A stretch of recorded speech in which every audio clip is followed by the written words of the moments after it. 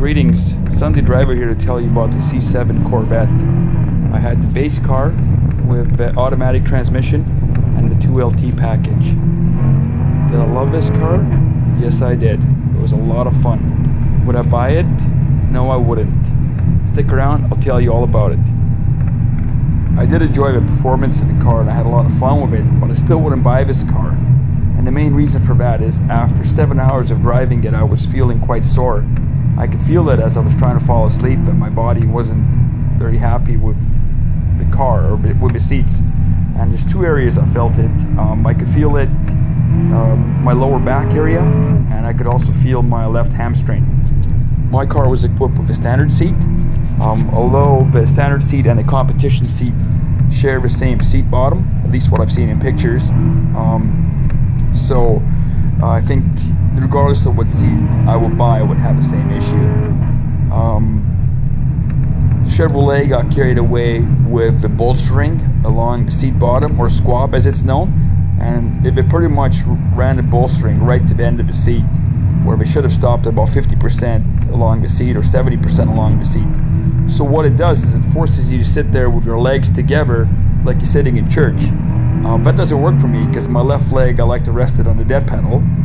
So the left hamstring area is actually riding up on the bolster. So as I was driving along, I could start to feel my hamstring getting a little sore, and it was really sore after the whole day of driving, about 7 hours. This is not just me who's having this issue. If you look in the link below, I'll provide a link in below for Chevrolet forum. It seems like some other people are having the same issue, and there's a remedy where you can cut up the seat or something. I don't know. Check it out. The second issue I had with the seat was the lack of lumbar support. The seat has two-way lumbar adjustment, so you can move it in and out, but you can't move it up and down. And it seemed like as I needed lumbar support, I would inflate the lumbar, and it would be like somebody stuffing a great big large pillow behind my back, kind of curving my whole back and not just filling in the lumbar area. I know I do have a sensitive back, and some other seats have given me trouble with this issue, but what I would recommend anybody thinking about buying a C7 Corvette is rent it or go to your dealer and sit in it for 3 hours plus and see how the seat treats you. For me, after 7 hours, I was quite sore. Now let's switch back to the positive side before you think I'm some kind of a Corvette hater. I'm not. I like the visibility out of this car. I was really surprised. I thought it would be a lot harder to sit in because of exotic looks, but no, Chevrolet's done a good job where you get good visibility all around out of this car. Now my car actually did have a plexiglass roof option, which was nice. It did open up the cockpit, let a lot of light in, didn't feel claustrophobic at all. I had good visibility forward, to the side, and also to the back. If anybody's passing you, you're gonna see them coming, although I don't really see why anybody's passing you if you're in a Corvette. The car comes with a tiny little rear view mirror, which is really nice because you don't need a big mirror blocking your forward vision. This mirror is big enough that you can see everything going on behind you. Side view mirrors, I just cranked them out a little bit, just tilted them out a little bit, so I had a nice transition. If somebody came up behind me, they went from the rear view mirror to the side view mirror, and just as I was losing the side view mirror, maybe showing up in my peripheral vision out the side window, so there was really no blind spot. Very enjoyable to drive, very easy to drive on the highway. One complaint that you have about the interior is the height of the center console. It's really just too high. With your hands at the 9 and 3 o'clock position on the steering wheel, you're okay as long as you're going straight or making a left turn. But as soon as you start making a right turn, your elbow is hitting the center console and you run out of room. Not the most ergonomically thought out feature of the interior for sure. I like the head-up display. I would definitely, if I was buying this car, I would definitely buy the 2L or L2 package.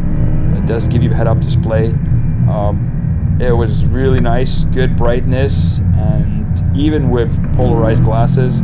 I tried a Hyundai Genesis sedan a little while ago, and as soon as I put my polarized glasses on, you lost the head-up display.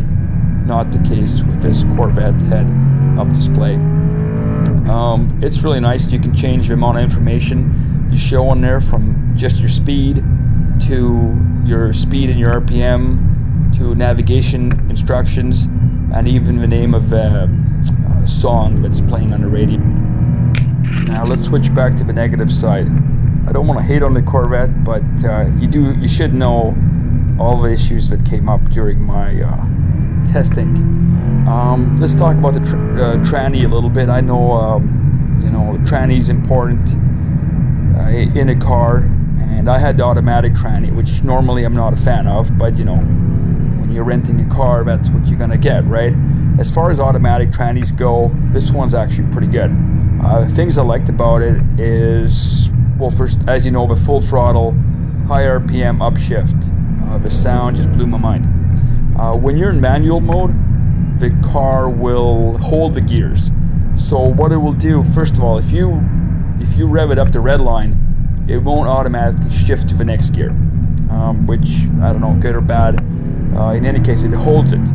But the feature I really like is you can go full throttle in a specific gear without forcing any downshifts. So if I'm in 5th gear on the highway and I just tromp on it, it's going to stay in 5th gear if I'm in manual mode, and it's going to give me 5th gear full throttle. The one issue I did have with automatic tranny though was just the gear ratios that they've used, and the gear ratios are different.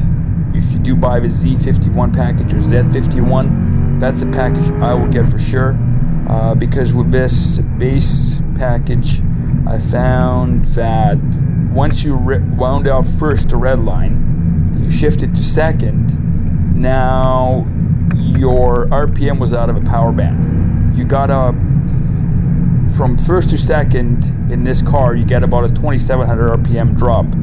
If you get the Z51 package, you only drop 2000 RPM, so it'd be a lot more in the power band. The brakes in this car are adequate, considering how fast it goes, or if you're going to do any track work. I would look into this a little bit more and see if the Z51 offers bigger brakes, because the base brakes, they're okay, but they're not exactly very confidence inspiring. But I was driving in about 70 to 80 degree Fahrenheit conditions, and when you're pushing the car, when you're driving spirited, the air conditioning wasn't keeping up with the cooling demand. I could feel the cockpit getting hot. I don't know what that was all about, but I noticed as soon as I eased off on my pace back to normal driving, air conditioning came back. The navigation unit is pretty nice in this car. It has a nice large screen. The directions were good, like it speaks to you fairly clearly. You get some info on your head-up display for how far you have to go before your turn. Everything was pretty good. It even has voice commands to the Navi, which were kind of funny because I inputted the whole address, and when it came to the end it said, "Is this the right address?" And I said yes. It couldn't recognize the yes, but that's okay. If it doesn't recognize your voice, it brings up a lot of options on the navigation screen, but you can use to kind of help it out. One thing I did find is there was kind of lack of screens, because once you're in Navi mode, now you can't see what's playing on your music, or once you're using the map, you can't go and fiddle with your car settings. So I kind of had a workaround where I put the map up on the navigation screen, and then I put my music info up on the TAC. I think you have an idea of what this car is all about now. I'm going to wrap up the review, give you some final thoughts, and tell you exactly how I would order mine. Well, if it wasn't for the seats anyways. This car is so much fun, especially when you're pushing hard. But it doesn't really give you a lot of driving pleasure at slow speeds, especially, I don't know what it'd be like with manual, but with the automatic transmission, I certainly didn't feel like it was that much fun at slow speed. So this car sort of turns you into a speed demon, where you're pushing faster and faster just to have more fun in the car, experience the G-force. So you really need the right road, nice windy back road, or better yet, a racetrack or an autocross course to get the fun out of the car. I would probably look for a car which can be a little more enjoyable at slower speeds. What I liked about my Miata was, even if you go around a corner at regular speed, you get some nice feelings coming from the steering wheel, you get some driving pleasure. In this car, I didn't really feel that at all. As I'm going around corners like a normal human being, it just feels like you're driving, I don't know, any normal GM product. It's not until you really start pushing it that you're like, hey, this is a very capable car, I'm having a lot of fun. So how would I order my C7 Corvette if I didn't have an issue with the seat? Well, I will get the Z51 package. I will get the 2L or L2 package to get the head-up display. I will get a manual, magnetic ride control, because with magnetic ride control, you also get performance traction management, which is going to help you put the power down in a race course situation. And I will get the sport exhaust. I think that will be a lot of fun. And I also think I will lose my license or my life within maybe 2 months. So no, I'm not ordering the C7 Corvette, but it is a great car. It was a lot of fun. I really enjoyed my day with it.